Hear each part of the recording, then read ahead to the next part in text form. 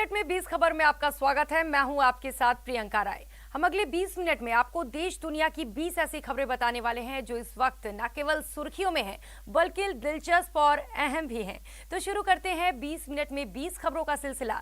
सबसे पहले देखते हैं राजस्थान की कौन कौन सी खबर इस वक्त अहम है।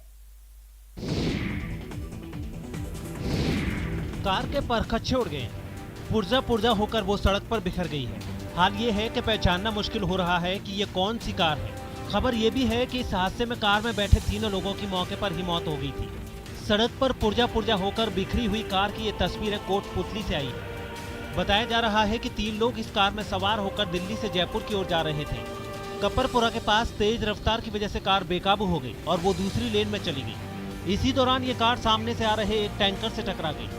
टैंकर से इस कार की इतनी तेज टक्कर हुई कि कार के परखच्चे उड़ गए और उसमें बैठे तीनों लोगों की मौत हो गई। इस हादसे की खबर मिलते ही पुलिस वालों की एक टीम मौके पर पहुंच गई थी और तीनों की बॉडी को कार के अंदर से निकालकर अस्पताल ले गई।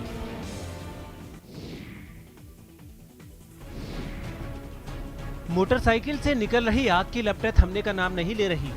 एक शख्स आग बुझाने के लिए उस पर मिट्टी तो डाल रहा है, लेकिन आग बुझने की जगह धधकती जा रही है। मोटरसाइकिल में आग की ये तस्वीरें भरतपुर के कामा कस्बे की हैं। बताया जा रहा है कि पंजाब नेशनल बैंक के सामने वाली गली में बाइक रिपेयरिंग सेंटर पर इस बाइक में आग लग गई थी। ये आग उस वक्त लगी जब सर्विस सेंटर वाले इस बाइक को ठीक करने की कोशिश कर रहे थे। अचानक बाइक में लगी आग से मौके पर मौजूद लोग घबरा गए और बाइक को वहीं छोड़कर लोग दूर हट गए। मोटरसाइकिल से आग निकलते देख उसे ठीक कर रहे एक शख्स ने बाइक को दुकान से बाहर निकालकर एक तरफ खड़ा किया और फिर आग बुझाने की कोशिश शुरू कर दी। आशंका जताई जा रही है कि शॉर्ट सर्किट की वजह से मोटरसाइकिल में आग लगी होगी।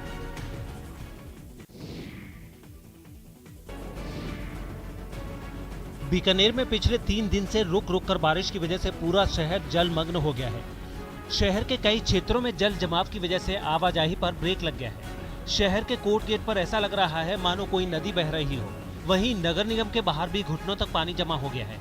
उधर जल जमाव की वजह से जूनागढ़ से सुरसागर झील की ओर जाने वाली सड़क को भी बंद कर दिया गया है।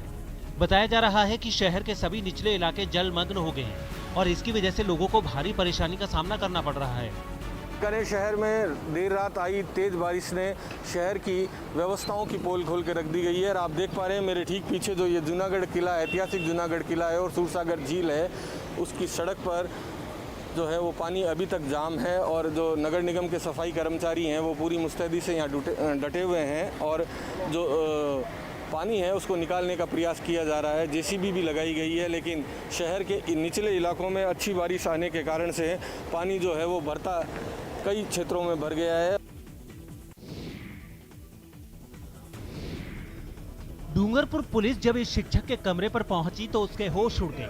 इसके पास न केवल 12,17,000 रुपए कैश बरामद हुए, इस बात का भी खुलासा हुआ कि वो 26 सितंबर को होने वाली शिक्षक पात्रता परीक्षा 2021 में सेटिंग कर डमी कैंडिडेट बिठाने की फिराक में था। दरअसल पुलिस को खबर मिली थी कि पीठ कस्बे के भोलेनाथ कॉम्प्लेक्स में किराए पर रह रहे बाड़मेर के शिक्षक भंवरलाल जाट सेटिंग के चक्कर में हैं। इसी खबर पर पुलिस ने जब यहां दबिश दी तो शिक्षक के कमरे से 12,17,000 रुपए नकद मिले, साथ ही कुछ ऐसे दस्तावेज भी मिले जिससे आशंका जताई जा रही है कि वो रीट की परीक्षा में डमी कैंडिडेट्स बिठाने वाला था।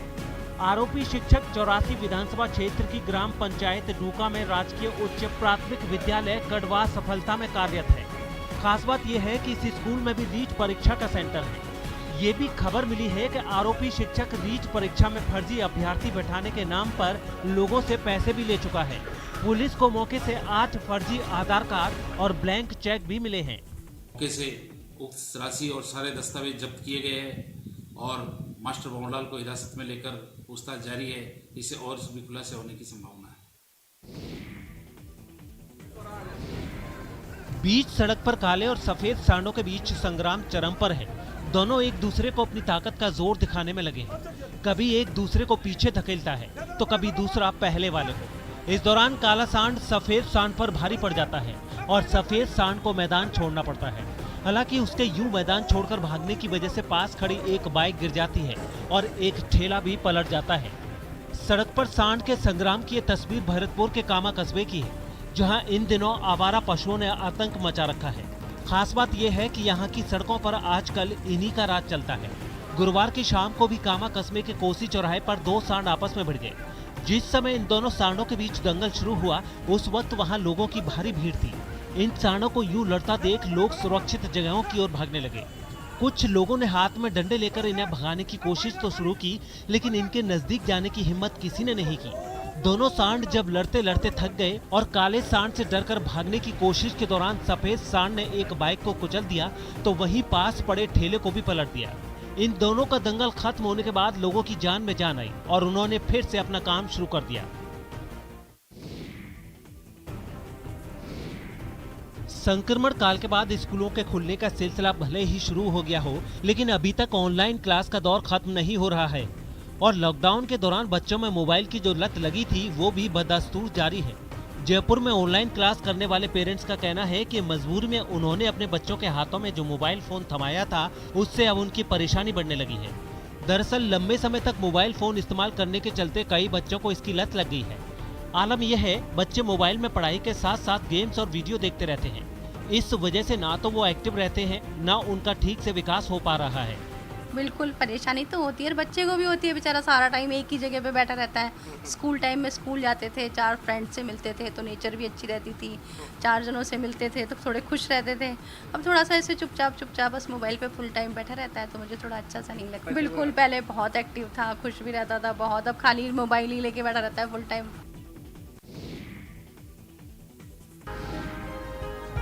ये समारोह, ये लोगों की भीड़ एक बदलाव की साक्षी है, एक नई शुरुआत की गवाह है, जिसे कर दिखाया है टोंक के व्यापार संघ ने। जी हां, व्यापार संघ ने बंद पड़ी प्रजा मंडल डिस्पेंसरी को गोद लेकर उसका जीर्णोद्धार करवाया है, जिसका कलेक्टर चिन्मयी गोपाल ने उद्घाटन किया। साथ ही इस नेक कार्य के लिए व्यापार संघ की तारीफ भी की। ज़्यादातर इन लोगों ने खुद ही अपनी तरफ से किया है, बाकी जो भी हमारी तरफ से सहयोग है हम इनको दे रहे हैं और हमारा रिक्वेस्ट रहेगा कि आगे भी व्यापार संघ नहीं बाकी ग्रुप्स भी आएँ और इस टाइप से जो जनता क्लिनिक का जो सरकार का कॉन्सेप्ट है उसको आगे ले जाएं। हम चाहते हैं ऐसी और भी डिस्पेंसरियाँ हैं जो अपग्रेड हों और उनमें और काम बढ़े, जिससे कि जिला चिकित्सालय और जो हायर सेंटर है उन पर लोड कम हो सके। डिस्पेंसरी की सूरत बदलते ही अब मरीज आने भी शुरू हो गए हैं। पहले जहां 5 से 10 लोग इलाज के लिए आते थे, अब 150 से 200 लोग इलाज के लिए पहुंच रहे हैं।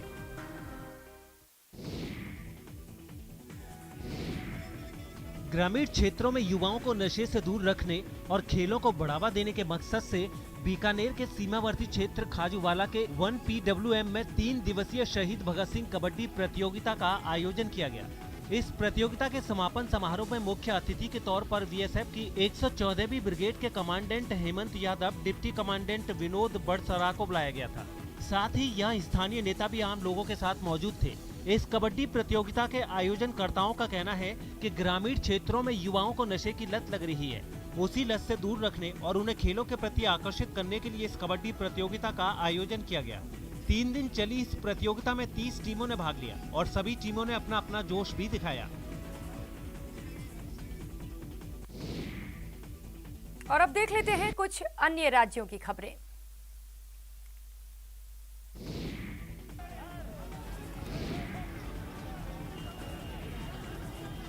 घोड़ा गाड़ी लेकर सड़कों पर निकले ये लोग किसी रेस में शामिल होने नहीं आए हैं, बल्कि ये तो तेल की कीमतों में हो रही बढ़ोतरी का विरोध करने आए हैं। तेल की बड़ी कीमतों का विरोध करने के लिए घोड़ा गाड़ी के इस्तेमाल की ये तस्वीरें कर्नाटक की राजधानी बेंगलुरु से आई हैं। यहाँ नेता प्रतिपक्ष सिद्धारमैया, प्रदेश कांग्रेस कमेटी के अध्यक्ष DK शिव कुमार और कांग्रेस के कुछ नेताओं ने प्रदेश और केंद्र सरकार का विरोध करने के लिए घोड़ा गाड़ी का इस्तेमाल किया। इन लोगों का कहना है कि सरकार की गलत नीतियों की वजह से तेल की कीमतों में आग लगी है और इस वजह से आम लोगों के लिए अब गाड़ियों का इस्तेमाल करना मुश्किल हो गया है। ऐसे में लोगों के पास अब घोड़ा गाड़ी और बैलगाड़ी का ही विकल्प बचा है। कांग्रेस के इस विरोध प्रदर्शन के दौरान कोई हंगामा न हो, इसे रोकने के लिए भारी संख्या में पुलिस वालों की भी तैनाती की गई थी। खास बात यह है कि घोड़ा गाड़ी पर नेता प्रतिपक्ष सिद्धारमैया और प्रदेश कांग्रेस कमेटी के अध्यक्ष DK शिव कुमार विधानसभा भी पहुंचे।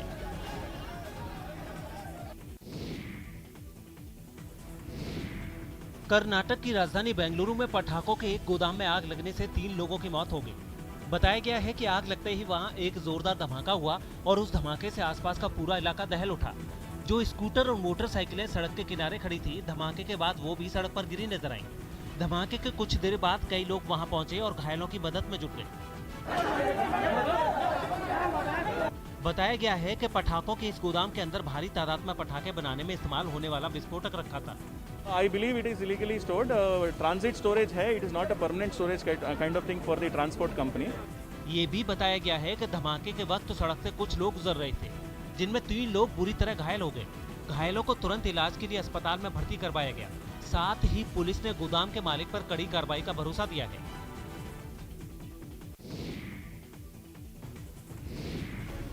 उत्तर प्रदेश के मिर्जापुर से दिल दहला देने वाला एक वीडियो सामने आया है। वहां गुस्साई भीड़ ने पुलिस के सामने ही एक आदमी को इतना पीटा कि उसकी मौत हो गई। आरोप है कि वो आदमी एक दुकानदार की हत्या करने के बाद वहां से भाग रहा था, जिसे आसपास के लोगों ने एक मकान की छत पर ही पकड़ लिया और उस पर टूट पड़े। सामने आई तस्वीर में गुस्साए लोग हत्या के आरोपी की डंडों और ईंट से पिटाई करते दिखाई दिए। वहां कुछ पुलिस वाले भी नजर आए, लेकिन उनकी मौजूदगी में ही आरोपी को जमकर पीटा गया। पुलिस वालों ने जब तक गुस्साई भीड़ को वहां से हटाया, तब तक वो आदमी बुरी तरह घायल हो चुका था। उसे तुरंत अस्पताल ले जाया गया। हालांकि वहां पहुंचने से पहले ही उसने दम तोड़ दिया था। इस वारदात की जानकारी मिलते ही जिले के बड़े अधिकारी मौके पर पहुंच गए। मौके का निरीक्षण डीआईजी महोदय द्वारा, हमारे द्वारा, एसपी सिटी द्वारा, डीएम साहब द्वारा कर लिया गया है। मौके पे शांति है। बताया गया है कि आरोपी ने जिस दुकानदार को गोली मारी थी, उसकी भी अस्पताल में मौत हो गई। इस वारदात के बाद से गांव में पीएसी तैनात कर दी गई है, लेकिन अब तक ये साफ नहीं हो पाया है कि दुकानदार की हत्या की वजह क्या थी। पश्चिम बंगाल के हुगली जिले के एक विधायक का वीडियो इन दिनों इंटरनेट पर खूब वायरल हो रहा है। तृणमूल कांग्रेस के विधायक असित मजूमदार का यह वीडियो मास्क बांटने के दौरान रिकॉर्ड किया गया था। इस वीडियो में जो कुछ नजर आ रहा है, उसके मुताबिक जब एक बुजुर्ग आदमी ने विधायक से मास्क लेने से इनकार किया, तो विधायक उसे थप्पड़ दिखाने लगे। केवल 4 सेकंड का ये वीडियो विधायक की फजीयत करवा रहा है। विधायक से मास्क लेने से बुजुर्ग ने पहले इनकार किया, फिर जब विधायक खुद मास्क पहनाने लगे तो उनका हाथ रोकने की कोशिश की। इसी पर विधायक आपक हो बैठे। असित मजूमदार थप्पड़ मारने ही वाले थे कि आखिरी पल में उन्होंने अपना हाथ रोक लिया। टीएमसी विधायक अपने समर्थकों के साथ लोगों को कोरोना के लिए जागरूक करने निकले थे। सड़क पर जो भी बिना मास्क के दिखा, उसे विधायक ने खुद मास्क लगाया और साथ में वायरस से होशियार रहने की अपील भी की। लेकिन जब वो कुछ लोगों के घरों तक पहुंचे तो उन्हें समझाना चुनौती बन गया। इसी दौरान ये वीडियो रिकॉर्ड किया गया, जब एक बुजुर्ग को विधायक ने थप्पड़ दिखा दिया।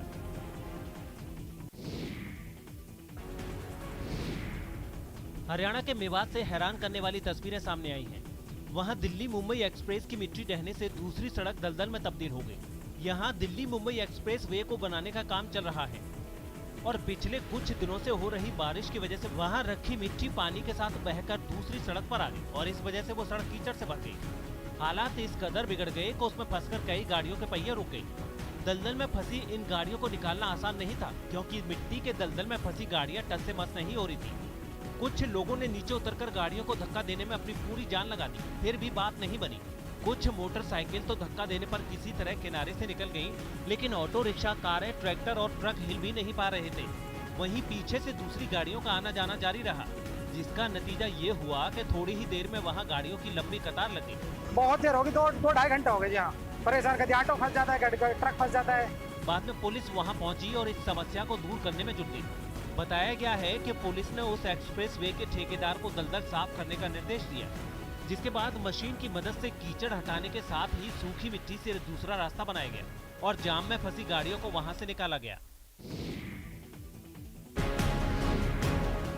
पिछले साल की तरह उत्तराखंड के पिथौरागढ़ में एक बार फिर गुलदार की वजह से लोग दहशत में हैं। हालात ये है कि आधे से अधिक शहर में शाम ढलते ही जगह जगह गुलदार नजर आ रहे हैं। कुछ ही दिन पहले बजेटी में गुलदार ने एक बच्ची को अपना निवाला भी बना डाला था। भयावह हालात का अंदाजा इसी से लगाया जा सकता है कि राज्य बनने के बाद पहली बार उत्तराखंड में गुलदार की वजह से कर्फ्यू लगाना पड़ रहा है। प्रशासन ने शाम 8 बजे से सुबह 6 बजे तक आधे शहर में कर्फ्यू लगाने का ऐलान किया है। वैसे तो पिथौरागढ़ के 80% इलाके में गुलदार नजर आ रहे हैं, लेकिन आजकल पौड़, पबदेव, GIC रोड, बजेटी, रई और चंडाक में कर्फ्यू लगाया जा रहा है।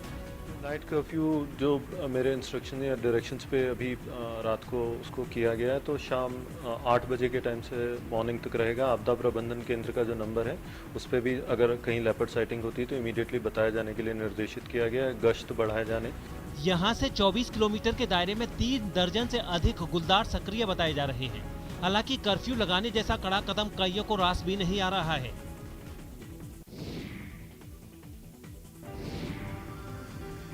मध्य प्रदेश के देवास के बिलावली गांव की 95 साल की रेशम बाई इस तरह कार दौड़ाती हैं मानो कोई अनुभवी ड्राइवर गाड़ी चला रहा हो। इस उम्र में उन्हें गाड़ी चलाते देख लोगों का हैरान होना लाजमी है। दरअसल कुछ महीने पहले उन्होंने अपनी पोती को कार चलाते देखा तो उनका भी दिल मचल उठा। रेशम बाई ने अपने बेटों से कार चलाने की मंशा जाहिर की, कहा कि मुझे भी कार चलानी है। रेशम बाई की इस डिमांड पर बड़े बेटे ने उन्हें कई बार समझाया कि कार मत चलाओ, लेकिन जब वो नहीं मानी तो छोटे भाई सुरेश सिंह तंवर ने उन्हें ड्राइविंग सिखा दी। इससे पहले रेशम बाई परिवार के बाकी लोगों को मोबाइल चलाते देख टच स्क्रीन मोबाइल चलाना भी सीख चुकी हैं। अच्छा लगता है गाड़ी चलाने को, तो अच्छा लगता है। पहला बहुत बोली तो बोले कि आपको खारा कहीं करना सीखी गई थी ना, अब हम नहीं बने नहीं, अब लड़काओं के साथ में चली जाऊँ चला। खास बात यह है कि उनके कार चलाने वाले वीडियो देखकर मध्य प्रदेश के सीएम शिवराज सिंह चौहान भी ट्वीट कर चुके हैं और लिखा है, दादी माँ ने हम सभी को प्रेरणा दी है कि शौक पूरा करने में उम्र का कोई बंधन नहीं होता है। उम्र चाहे कितनी भी हो, जीवन जीने का जज्बा होना चाहिए। 20 मिनट 20 खबर में अब बात कर लेते हैं इंटरनेशनल खबरों की। रूस और उसके साथी देशों के सैन्य अभ्यास के कुछ दिनों के बाद यूक्रेन ने भी अपने सहयोगियों के साथ सैन्य अभ्यास शुरू कर दिया है। इस अभ्यास में यूक्रेन के अलावा अमेरिका समेत 15 देशों की सेनाएं हिस्सा ले रही हैं। इस सैन्य अभ्यास के दौरान इन देशों की सेनाओं ने किसी हमले की सूरत में दुश्मन पर पलटवार करने का अभ्यास किया। वहां से सामने आई तस्वीरों में कई बख्तरबंद गाड़ियां और टैंक जबरदस्त गोलीबारी करते नजर आए। अभ्यास के दौरान वहां एक बड़े चरमपंथी हमले का सीन तैयार किया गया और फिर जवानों को उन्हें मारने और लोगों को बचाने की जिम्मेदारी सौंपी, जिसके बाद जवानों की अलग अलग टुकड़ियां वहां पहुंची और उस इलाके को घेर लिया। कुछ जवानों ने इमारत के बाहर से ही मोर्चा संभाला, जबकि एक टीम अंदर दाखिल हो गई। इमारत के अंदर मौजूद जवान भी जबरदस्त गोलीबारी करते दिखे। इस दौरान सेना के जंगी हेलीकॉप्टर भी आसमान में मंडराते दिखे, जिनसे इस अभियान की निगरानी की गई। यूक्रेन और नाटो देशों के सैन्य अभ्यास को देखकर रूस ने ऑरेनबर्ग में फिर एक बड़ी मिलिट्री ड्रिल शुरू कर दी है। इस अभ्यास में भारत समेत एससीओ यानी शंघाई सहयोग संगठन के सभी 8 देशों की सेनाएं शामिल हैं। इन देशों की सेनाओं ने एक साथ मिलकर इतने गोले बरसाए कि वहां की जमीन थर्रा उठी। टैंकों, तोपों और रॉकेट लॉन्चरों ने इतना बारूद बरसाया कि पूरा इलाका धुएं और धूल के गुबार में समा गया। वैसे तो इस अभ्यास का मकसद आतंकवाद को मिलजुल कर हराना था, लेकिन नजारा देखकर तो ऐसा लगा जैसे वहां किसी बड़े युद्ध की तैयारियां परखी जा रही हों। अभ्यास में शामिल टैंक रेतीली जमीन पर ताबड़तोड़ गोलीबारी करते हुए आगे बढ़ते दिखे। इसी तरह तोपखानों से भी जमकर गोले बरसाए गए। अभ्यास में रॉकेट लॉन्चर का इस्तेमाल भी किया गया, जो ताबड़तोड़ रॉकेट दागते नजर आए। इस अभ्यास में वायुसेना की ताकत भी परखी गई। तस्वीरों में कई जंगी हेलीकॉप्टर आसमान से ही मिसाइलें दागते दिखे। इन्होंने गोलियां भी चलाई। यही नहीं, लड़ाकू विमानों से दुश्मन के ठिकानों पर बम बरसाने का भी अभ्यास किया गया।